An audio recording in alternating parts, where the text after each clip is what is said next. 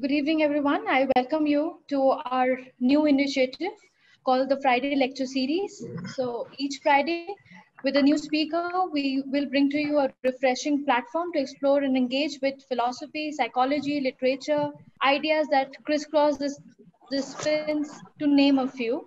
So today's lecturer and the speaker, I would invite Meera Kumar Menon, a doctoral scholar under the supervision of Professor Sangeeta Menon, to introduce the speaker and also tell about the topic.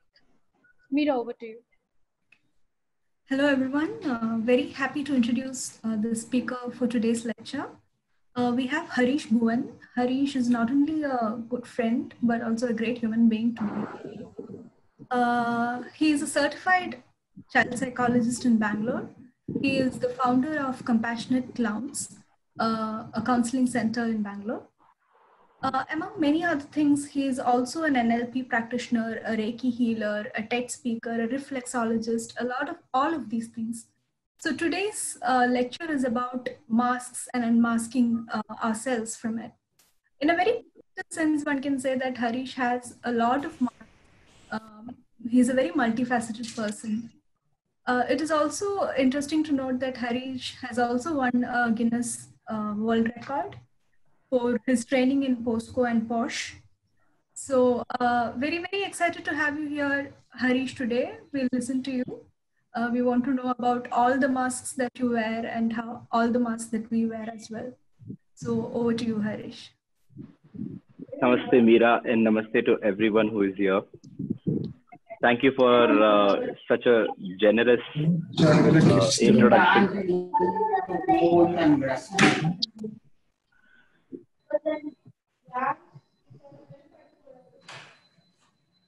I think somebody's mic is unmute and there's a lot of background noise. I apologize. Yeah, is it okay now? Yeah, it's much better. Thank you so much. I am very, very humbled and honored to be here amongst all of you well-learned colleagues.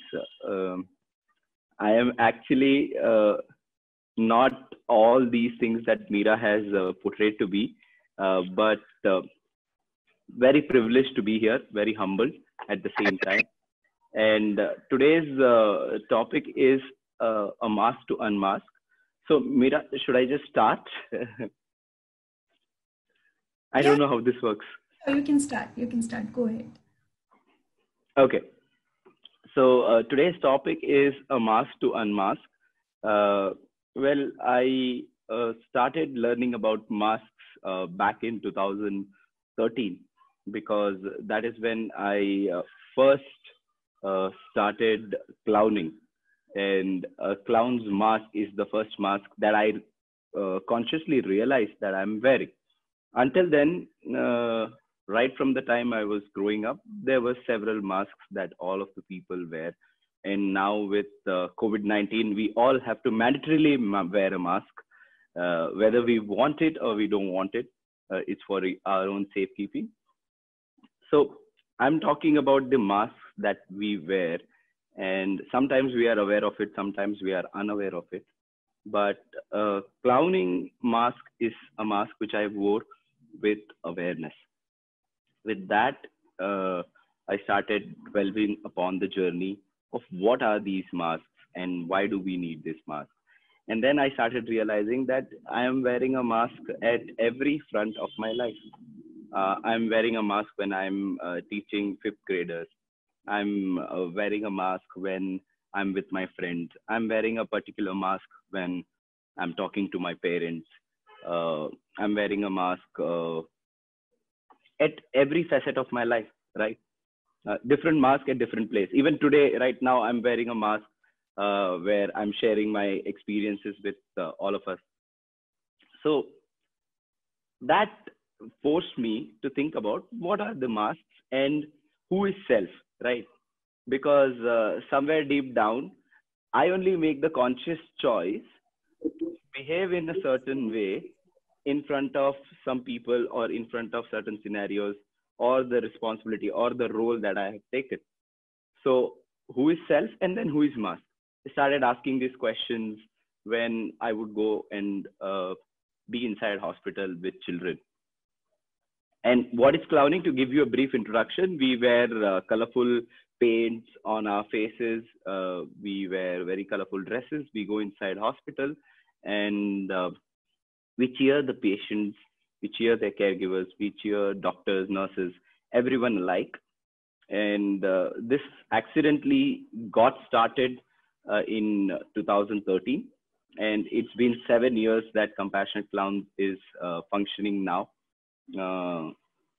So this is a branch of clowning. This is known as therapeutic clowning or medical clowning. And one of our colleagues have done a thorough research on it from a viewpoint of psychology to show the impacts of clowning on the clown and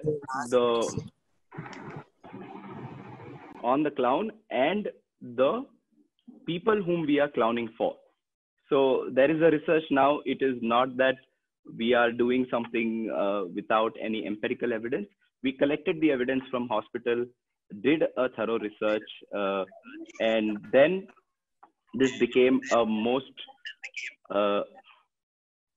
relevant thing that we were doing in hospitals. But my question still was pending, that who is self and who is the mask? Because I myself am choosing to be a clown. I myself am choosing to be in a particular way in front of certain set of people or certain roles and responsibilities that I have chosen. So to give you a little bit of history, masks were, because I started reading a lot about masks and what are masks and why was mask first even used and why do clowns use masks? So first mask was used in 7000 BC, right? And shamanic people or tribals used to use this mask to convey a spiritual message to everyone who is gathering around in a circle. But these first people who were conveying this message were not wearing masks. Those masks were made so that the generations after these people who are passing on this message use this mask to represent that this is a message coming from your ancestor and not us. So the moment they would hold the mask in front of their face, entire community gave them the respect that yes, this is a message passing down from our generation or ancestors to us, and we need to take this message very seriously. Hence, the relevance of mask came into existence. And then I started doing research on why clowns wear a mask and what is the relevance of it. So first clown to ever come was Joseph Grimaldi. It was around some 215 years ago. And he changed the entire face of my life, at least I can say that, because without clowning was ever discovered, I wouldn't be whom I am today. So I'm very grateful to Joseph Grimaldi and the mask culture. Yeah. So the Joseph Grimaldi, right? I have a question to all of you. Do you wear masks or do you not wear masks? After telling so much, I will just ask a random question. Do you wear a mask or do you don't wear a mask? I'm not talking about Corona masks here, because in that case, everybody will say yes. I'm talking about the mask which I just explained. If you think the answer is yes, just type yes. If you think the answer is no, just type no. Yes. Okay. Oh, that answer was nice. I definitely wear many masks. Okay. Yes, yes, yes, yes, yes. No. Okay. Somebody said no. Now that is interesting. Amazing. So we have quite a many answers. Lot of, as you can see, the majority is saying yes. As you can see, one person has said no. Now, this is where my dilemma also started. I thought I'm wearing mask, but then I came to the reality. Sorry, somebody said something. Okay. I thought I was wearing a mask, but then again, the question, am I not choosing to be this person? So no, right? So it's a very confusing state to be. But slowly and gradually, I realized that every behavior which encounters a change in me to experience the real life real life scenarios that are presented to me, I decided. College में गया है national institute of mental health अच्छा अच्छा आज webinar है Okay, I'm going to do one thing. I'm going to mute everybody for a second and then I will unmute you, Harish. So bear with me for 1 second. No problem. Tension हो रहा है क्या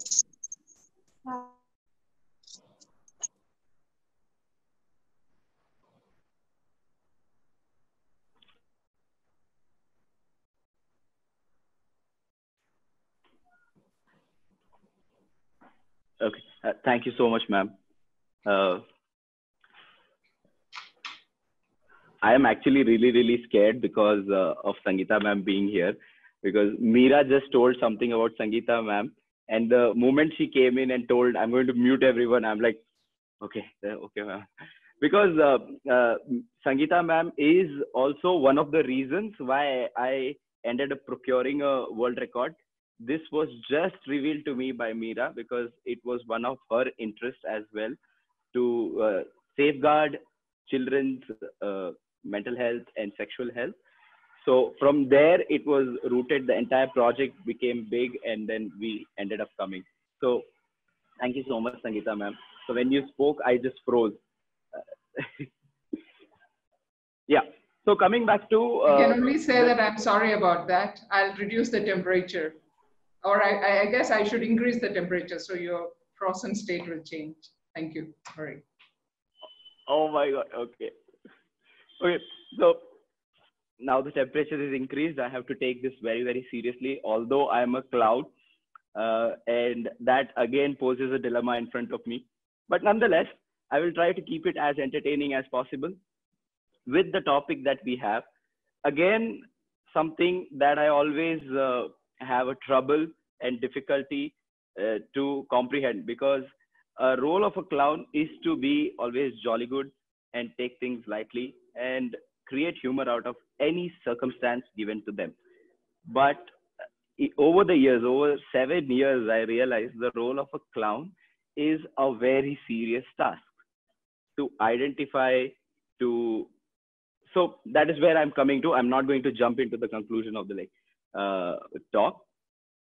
So the mask and self dilemma eventually, with my experience, started dissolving, because each time I would paint my face in red nose, little bit of white hair, and every time it's slightly different. I would imagine that I'm wearing a clown's mask, and this is not Harish Bhuvan anymore. This is a clown. And incidentally, every clown who has an experience of clowning, they pick up a clown name as well. So they are not clown Harish or clown their own name. They pick up a name. So I was clown Chi, QI. I was really affiliated to the word Chi and Qigong because I was practicing that. So I took up my name as clown Chi.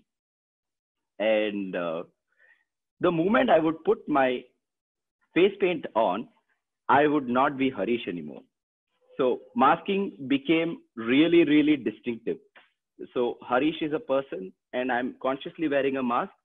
So this is clown Chi, not Harish anymore. And that gave me the freedom to express what I really feel, right? There were no more questions. There were no more dilemmas that who is mask, who is self. I would go out in the hospital, those 1.5 hours to 2 hours, when I'm just doing things for children inside the hospital, or my mentors or my guides, I would say, when I'm in a hospice, because they teach a lot of things if you go and visit them, because they have a lifetime worth of experience. And these people are people who know that they are going to pass away, right? There is no more further treatment to them anymore. So I spend time with them, and I spend time with children, and these people let me be. Now, again, me, who is me and who is be me, I don't know. But I realized the moment I became Clown Chi and I was out there talking, playing, rolling on the floor, not even caring that there will be dust on my clothes, crazy things. So I'm afraid of dancing. Does anybody love dancing? How is your stance about dancing? You are afraid of dancing, or you won't mind dancing in front of people? How's your stance in dancing? If you could just put it in chat, let's make it an interactive one. Just randomly put, do you like dancing? Do you not like dancing? So I am really, really afraid of dancing. I don't mind. Yeah, it is fun, right? But as Harish Bhuvan, I cared really, really lot about, shit, Harish Bhuvan is dancing. Let's not make a fool out of Harish Bhuvan, right? But the moment Clown Chi started dancing, he didn't care. He didn't care what people were thinking, because Clown Chi is a new identity.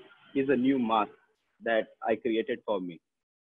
I would go bonkers. I am the craziest dancer you would see when I am Clown Chi. But the moment I had to dance in my own wedding, I froze. I did not dance. I instead sang, right?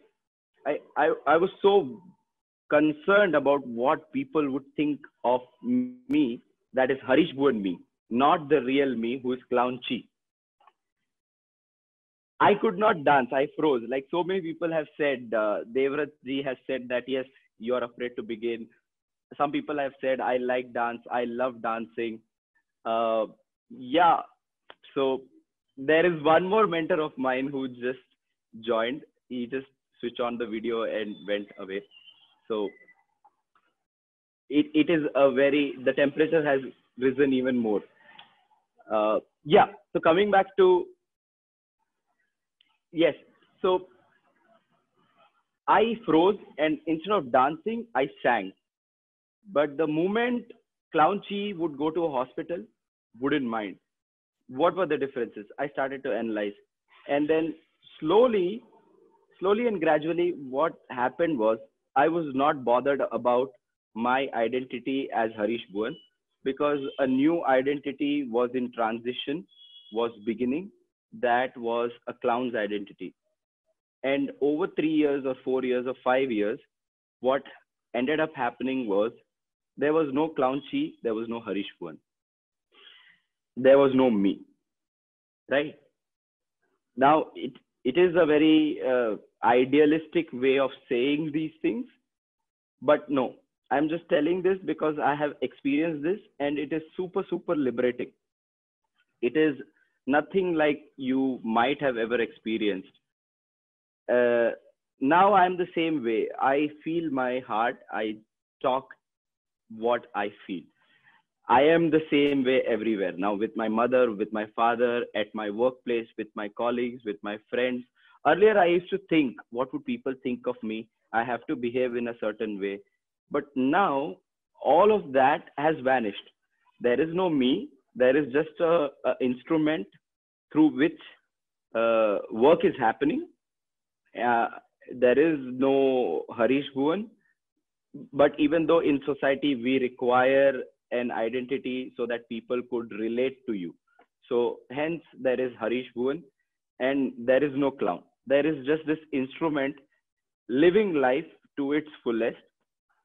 And there is no distinction. There is no discrimination between the masks that we create for ourselves. In this occasion, I would like to share a story. Who here likes stories? If you like stories, yeah, you both have risen hands. 3 have risen, 4 have risen. If you can do thumbs up or put yes or no, I would know that majority of you like stories. So I would share a very, very beautiful story. By the way, real life story. It is not a story that I'm making up, nor it is fictitious. So I would like to share this story with all of you. Good. Everybody said yes. Nobody said no, because stories are something which we love from childhood, right?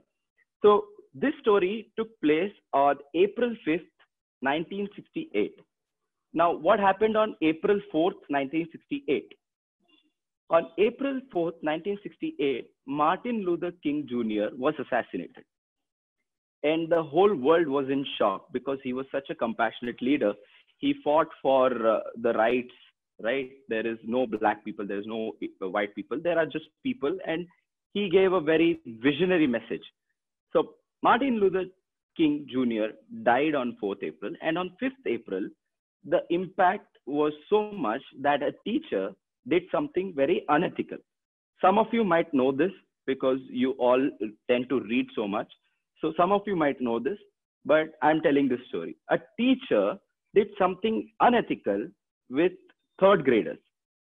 Now, what she did was, this is very interesting story because I related with that story and masks.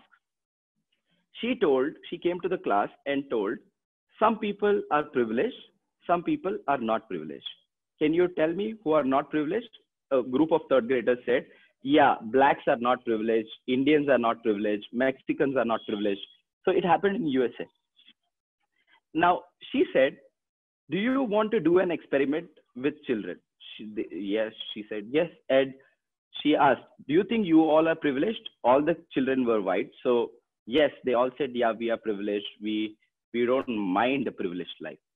Now, she said, let us do an experiment and divide you all between people who have blue eyes and people who have brown eyes. And first day when she announced, she told, blue eyes are the superior people. Researchers have proved, by the way, she was lying. Blue eyes are superior people. Researchers have shown.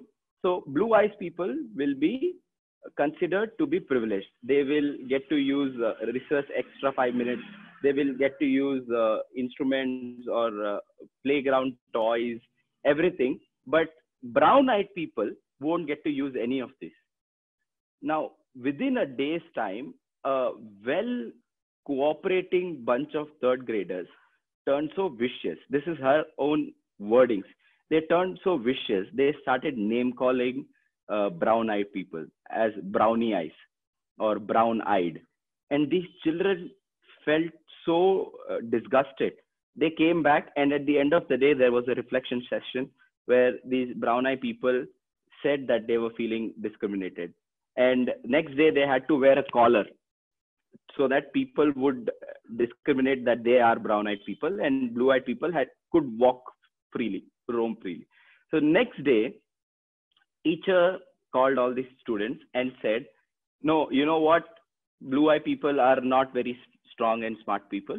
Brown-eyed people are strong and smart people. So all the privileges that blue-eyed people have, now brown-eyed people have. So the entire story changed, and brown-eyed people started enjoying privilege.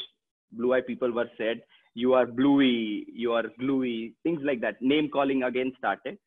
At the end of third day, she called in the entire class and she asked to reflect everyone. And the blue-eyed people reflected everything that the brown-eyed people reflected first day. But blue-eyed people added one reflection. They said, I now know how they felt. Because they also treated them in a discriminatory fashion, and now they got treated with discrimination. So the point of this exercise that she did, she's very famous. Her name is Jane Elliott, and her experiment is blue eyes, brown eyes activity.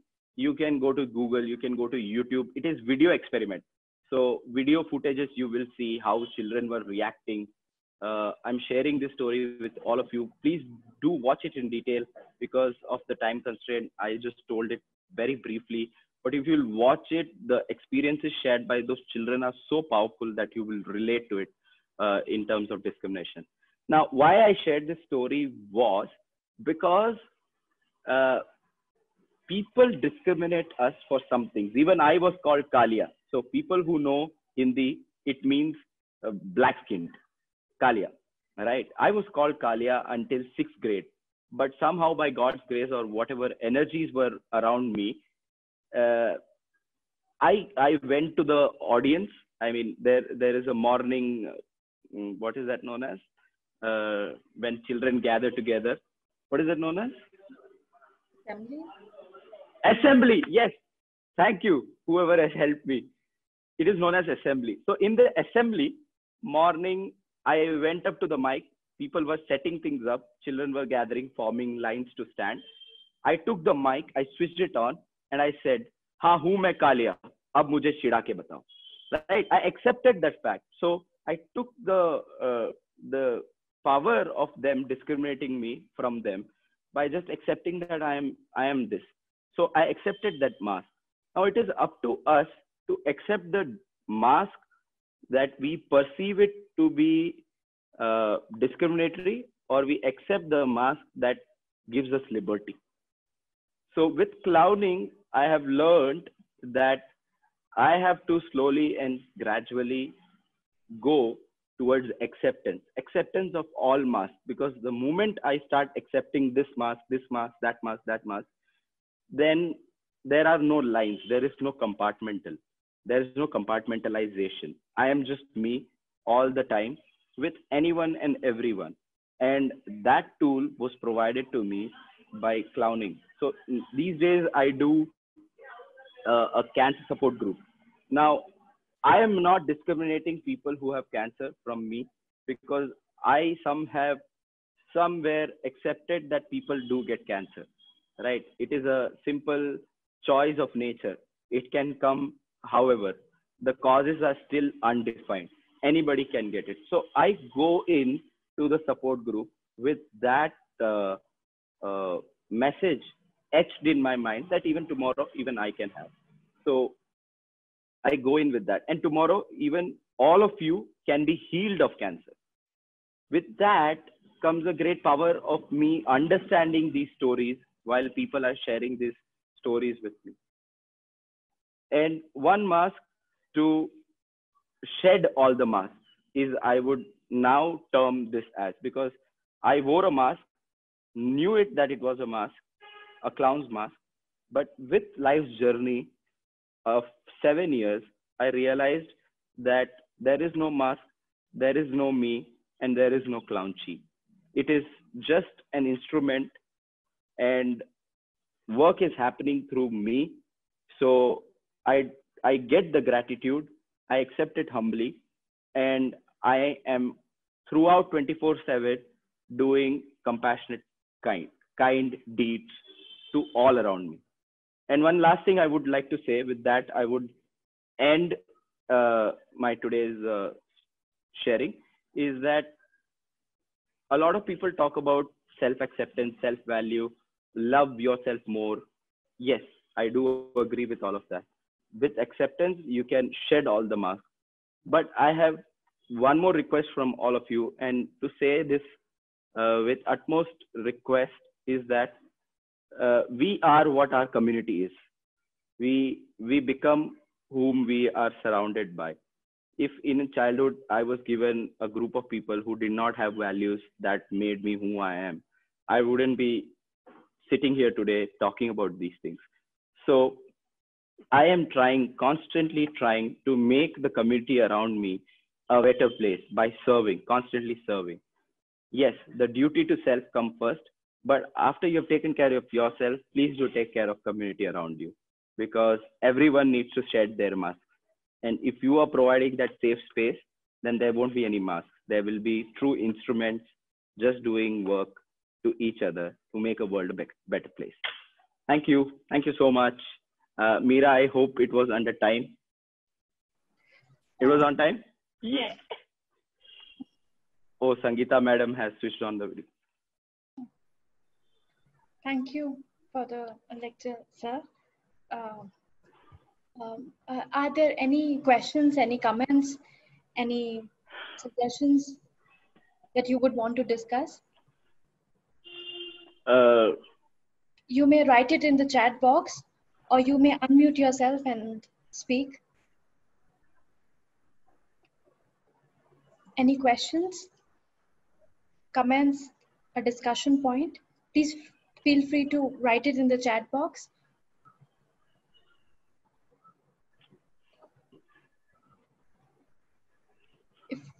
If you find it difficult to unmute yourself, you may please raise your hand. I'll unmute you.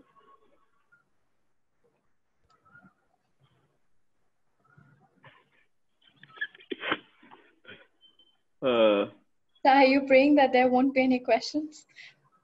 Both ways. If there is no questions, then either two possibilities. My teachers used to say to me, either you understood everything or didn't understand everything. Fingers crossed, people understood. Okay. Yeah, there are two questions for you, sir, um, in the chat box. One is by Sahu, if I'm pronouncing the name correct. Harish made the point that masks liberate, do in any way constrain us.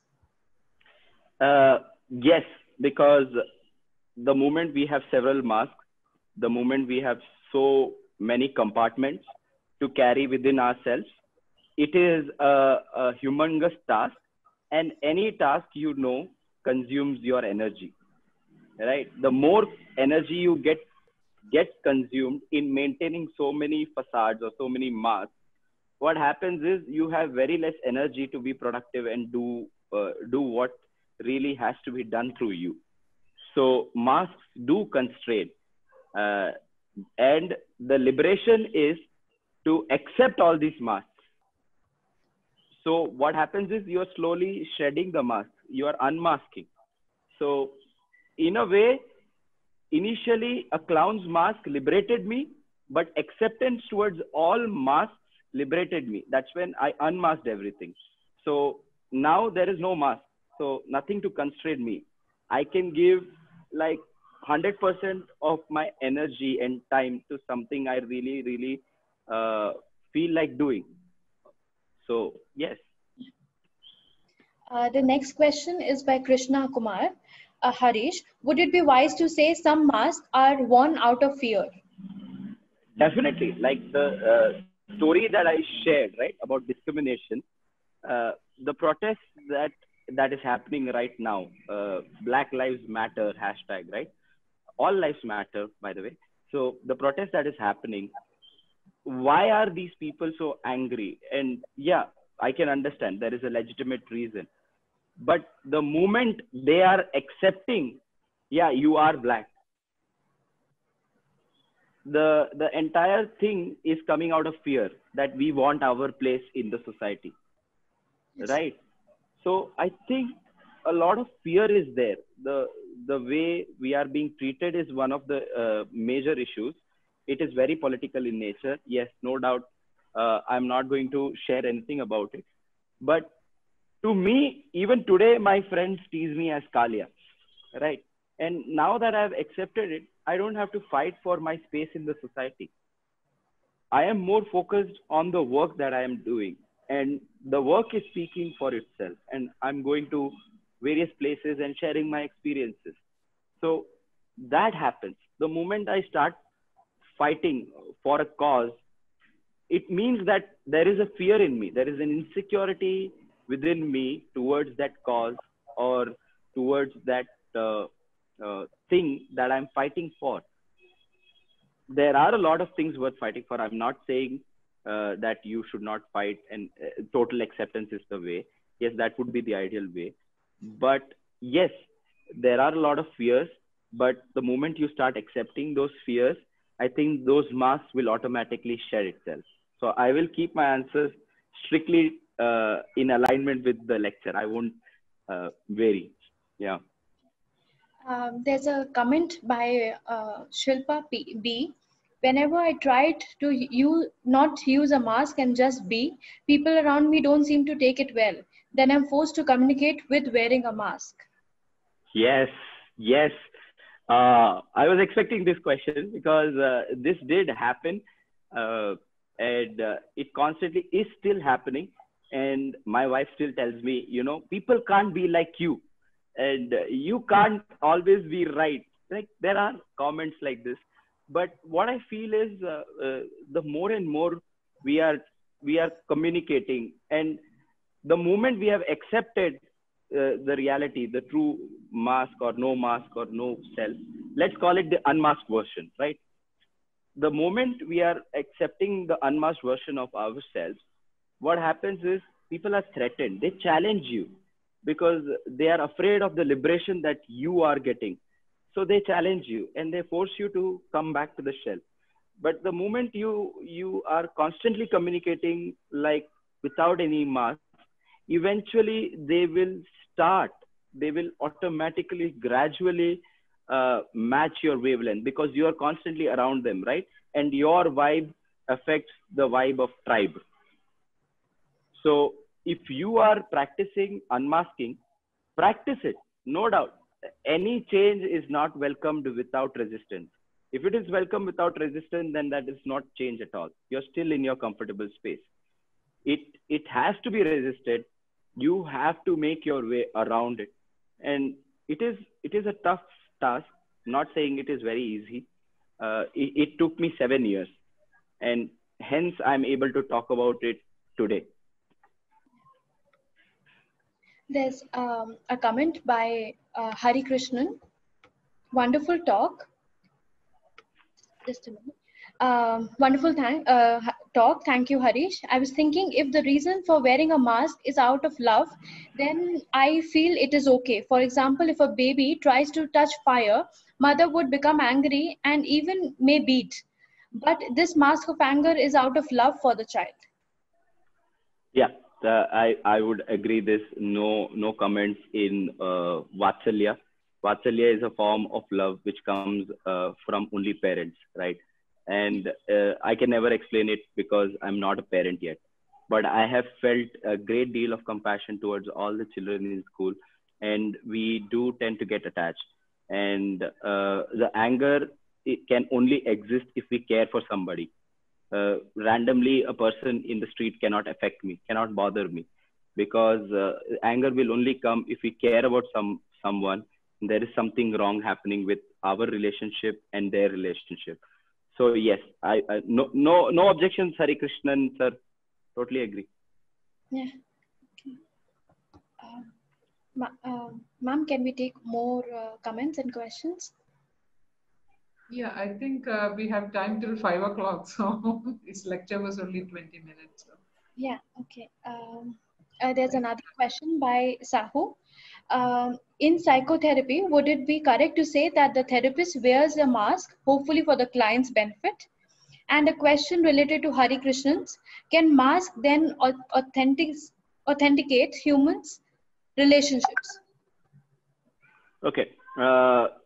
Regarding psychotherapist, I'm not a certified psychotherapist, but I do have experience with psychotherapists and counselors. Well, whatever they do is to benefit the client's life, but a great deal of learning is required to handle that kind of responsibility. Now, with that responsibility, the client is also entrusting you with their life's choices, right? And they are opening up to you. So with that responsibility, if you understand that and then use the mask to empower their life towards betterment or towards a goal that they want to achieve in their life, then I think, yes, that is still a great version. And authentication or being authentic can also cause a lot of problems in life because not every person is unmasked. So you have to, I don't do it anymore. You have to have certain boundaries because not many people will understand yourself. I don't do that anymore. I used to do that with my really close ones. I will be myself, but now I'm myself with everyone. If I feel hurt, I will just tell it. If I feel sad, I will cry. I cried in the office in front of my manager for something that he said, and I wanted to do, and he denied.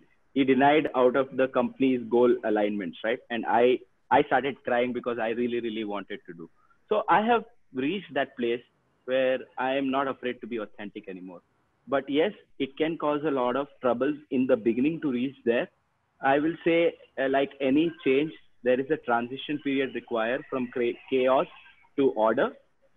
So follow the transition order.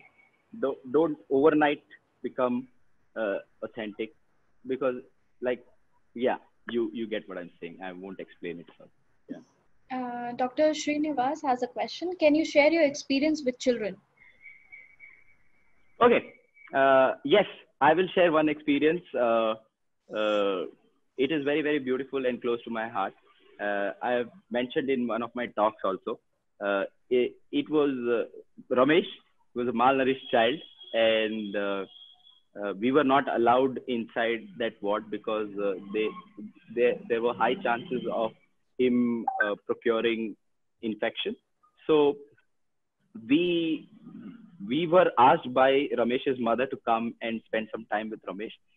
His hands were this thin, literally this thin, right? He was 3 or 4 years old and he was not eating because he had reached that level of malnourishment that nothing was going below the throat. And he's still my favorite kid in clowning. We went first day, he was not able to talk. I was doing all sorts of buffoonery. There is this slinky, right? A spring, which you do like this, and the spring will go up and down. So I was carrying that also on my pocket. I took it out. It was colorful. I was playing in front of him. And then 15 minutes, we did our usual stuff and we were about to come out. But then he told, I want that slinky. He pointed towards that. So mother requested, would you mind not keeping that toy here? I said, yes, no problem. I'll keep the toy there. So the next week that we came, he was playing with one hand because one hand there was a small piece of log and intravenous was there. So he couldn't use that hand like this. So he was playing with one hand. I gave another hand. So it was his hand and my hand. We were playing. It really brought a smile to his face. Next day, I kept an expanding ball next to him. So like that, 3-4 weeks passed by, right? And 5th week is this experience that I want to share with you. He got up and 5th week, I entered the ward. He was running around playing with all the toys that I had left for him. And he was smiling. And because he was running around, he became hungry. He was eating semi-solid foods. And that was a very big achievement for me at that time. And even today, I remember the last time I met him, he told his favorite movie actor was Rajnikant. And he wanted to say a dialogue with me. So he said, Na dari rahadari in Telugu. Evadi tanivadi means my way is a different way.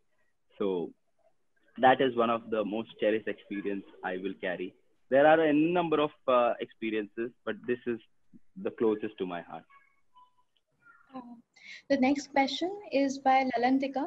Is love and mask correlated? Do you wear mask with whom you love, or does love become fake when you are wearing mask? So there is a very beautiful story in which a small child has caught a fish and he's eating the fish and he's about to eat. So this guy comes in and asks, what are you doing? The small kid says, oh, I love fish. That's why I'm heating it to eat it. This guy says, you don't love fish because if you loved, you would have let it be. But you have picked the fish out of water, killed it, cooked it, and you're eating it now.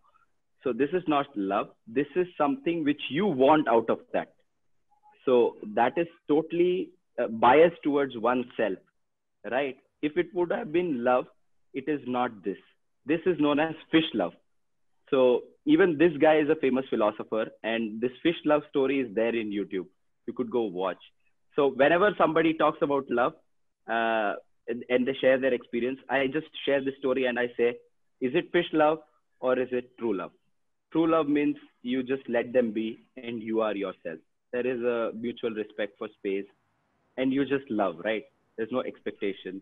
But sadly, it is not being portrayed like that by our media, our social media, digital media, OTT, our movies, our serials. Love means you have to just achieve it. Love is a sort of a goal which you have to reach. It's like a first rank in your life. You have to reach it, you have to achieve it, you have to take it, make a certificate out of it, laminate it and tie it or put it on your room. But I don't believe in that kind of love. So if it is love, you just let them be. And to answer this question, you do things to protect your love, like the Vatsalya example that I mentioned. When a child is going near the heat, a mother tends to get angry. So the same things happen with your love partners also. If something they are knowing and the partner knows that this is something wrong or they are going and jumping in a well, if a partner knows it, out of the care and security of that person, this partner can become a little bit angry and wear that mask if they want to. So that is my opinion. I don't think it is right or wrong. I don't know whether you'll accept or not, but this is how I think and I'm living right now. There's a comment for you by Krishna Kumar. To blend into society and for people who do not have a support system to transit into society, masks are a necessity. Your talk today should be a stepping stone to create a zone to unmask platform. Thank you. Thank you. Some questions also. Guru Dikshit has a question. Can mask become our own identity, and how do unmask also can no mask be another mask? Is there any way to be aware of this? Yeah, the moment you are thinking you are a little uncomfortable being in a certain way, then the acquired identity of no mask is also a mask. Right? There is a dilemma. The moment a monk wants self-actualization, he can't get it. The moment he lets go, he has it. It's like a child going and asking God, I want happiness. God asks, who is this I? Leave it. I don't deal with ego. Leave it. And I don't give people what they want. So leave your wants also. You are left with happiness. It is like that. The moment you try to achieve it, it is a little bit out of your reach. The moment you're not trying, you're just being, you are there. And there is this popular gurus coming in, like become like this, become like that. There's so many lessons. Digital media is populated with things like that. The moment you're trying to be that, you're leaving your authentic self, right? You just stop trying, you're you. Devrat Pandey has a question. Does final unmasked version means you are free to be anyone or free to express and live you, and you also wanted to become masking before masking? In short, how does final unmasking makes us free about idea of self, all our feelings, memories, plans, free of all, or free to express all? Okay, got it. What this ideally means is I wanted to be someone, but I ended up becoming a whole new other person. And I think that mostly happens because we are so focused on a goal that we set, is that we will do anything to reach it and we will become anyone. So the unmasked version that I'm claiming is a person who is just living life how it comes to him, who is not planning way too much in future, or who is not at all learning from the past.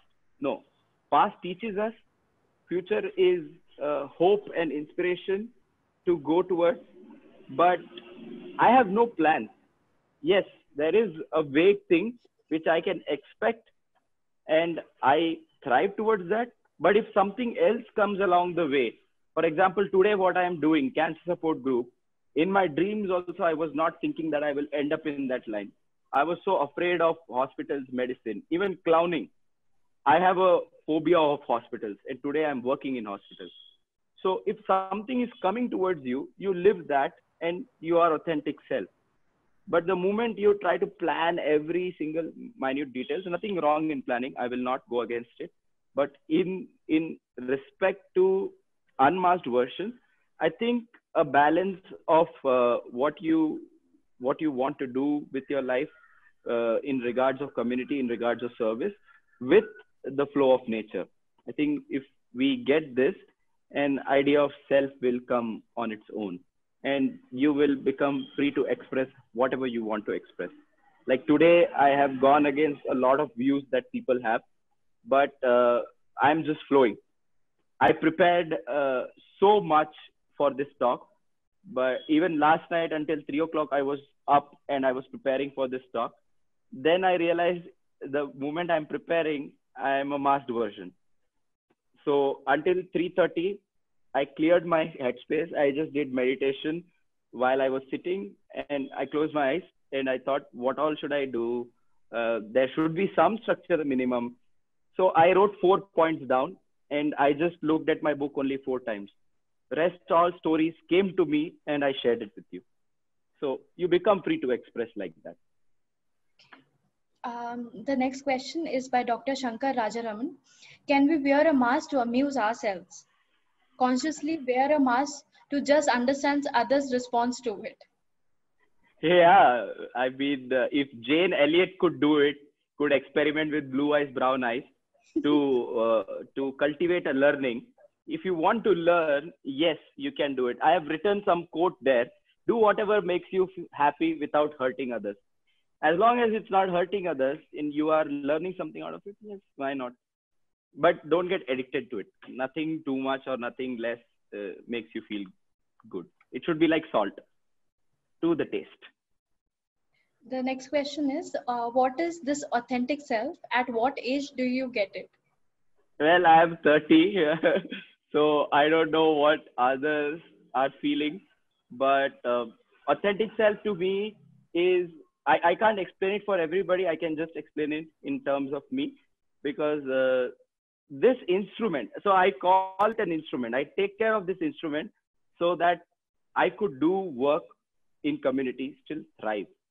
That is to me authentic, because the first time I was really doing an action without expectation was in a hospice. The day that I had decided that I would quit clowning because I was not getting volunteers. This was a fairly new phenomena in India. Therapeutic clowning did not exist. So I was struggling a lot. So 2 years down the lane, I thought I would quit it. So I had nobody to impress. I was not doing it for videos and photos. I was not doing it for me because I was anyways going to quit down the organization. So one friend called me to hospice. I went, and 1 hour I just Sufis dance, right? Like that. I just clowned like that without any knowledge, without any notice of self. I was just doing, first time in my life, something for others. So when you are doing like that, I thought that was being authentic. I was not expecting anything. So for me, that would be my authentic self. Yes. Doing things for others, only being compassionate. There's one more question. Has your process of unmasking made you more spiritual? This is linked with the example you quoted on ego. Well, I would not get into that because that is a whole another topic. But yes, whatever I shared today was because I believe that there is a spirit inside this instrument. And the moment I am in alignment with that spirit, then there is no mask, no me, no Harish Bhuvan, right? So there is an alignment with the spirit within me. So I guess, yes, I'm a little spiritual. Yeah, it made me spiritual. I don't see any further questions. I would now request Meera Kumar Menon as a chairperson of this session to give some comments. And yeah.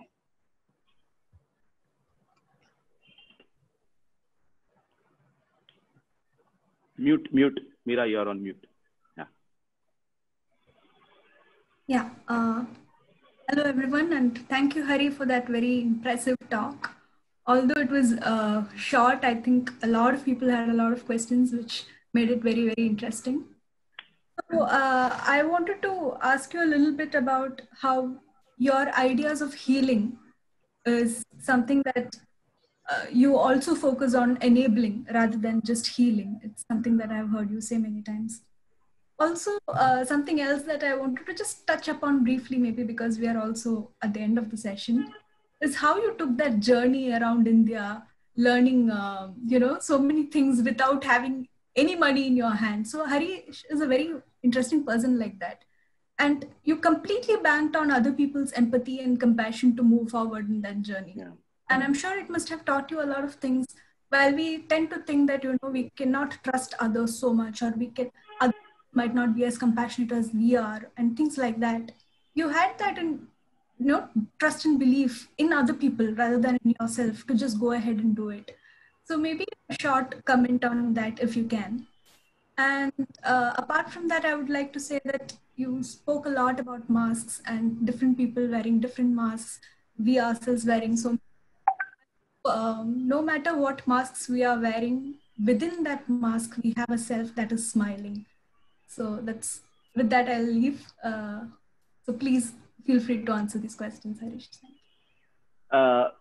So the decision of traveling across India without money and no phone came from ego, because while I quit my job in IIT Bombay, I had realized that I was making a lot of money then, right? And I had gotten a lot of ahankara, the ego, and I wanted to have no ego. I wanted to reach at the stage what I'm talking to you about. But while I was traveling, I realized that it does not exist. So let's just uh, be relied upon other people. Let's just learn a lot. So in this journey, I have become carpenter, a mason, a plumber, an electrician, a helper, a driver. I have done so many things, and in return, people have given me love, compassion, kindness, gratitude, generosity, and these have become the pillars of my life today, as I'm sharing the story with you. And that journey has redefined whatever uh, I have become myself into. So that journey is very, very private and personal, and I had shared that with you.